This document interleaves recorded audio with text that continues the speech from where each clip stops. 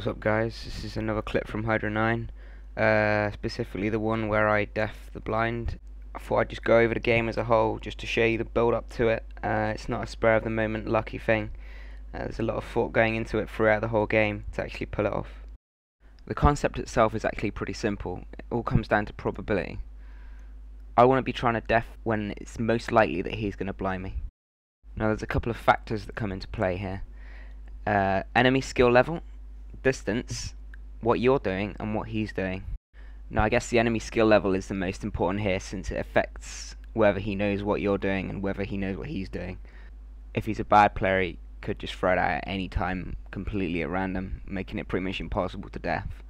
If he's a good player, then it's actually easier to deaf the blind, mainly because you can predict it a lot better based on what you're doing and what they're doing. Then you can watch their distance and death when he gets in range. So we're up against the double DPS team Shadow Priest Rogue. That means it's double DPS against double DPS, so it's pretty much a rush down. Whoever kills somebody first wins.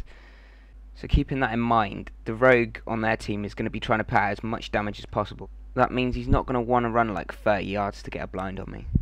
I'm going to be trying to stay out of the range of his blind. That way if he just randomly runs at me, I can just pop death and hopefully hit the blind. Now we're both pretty undergeared in this clip, so I don't want the Rogue hitting my mage at all. So I disarm the Rogue, and afterwards he gets deep freeze 4, which he instantly trinkets and pops dance. The mage blocks to stay on high health since he's in bomb as well.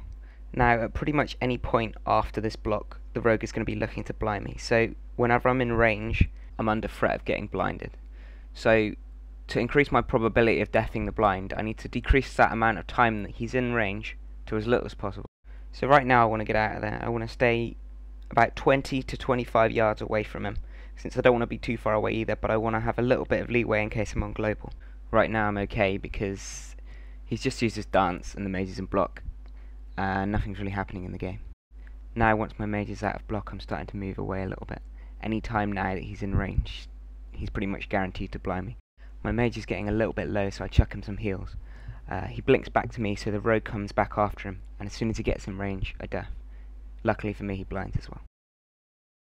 Now, it's really important to note that it's quite rare to actually deaf blind. It probably happens like 1 in 10 times you try it, especially since the change with how CC breaks from deaf.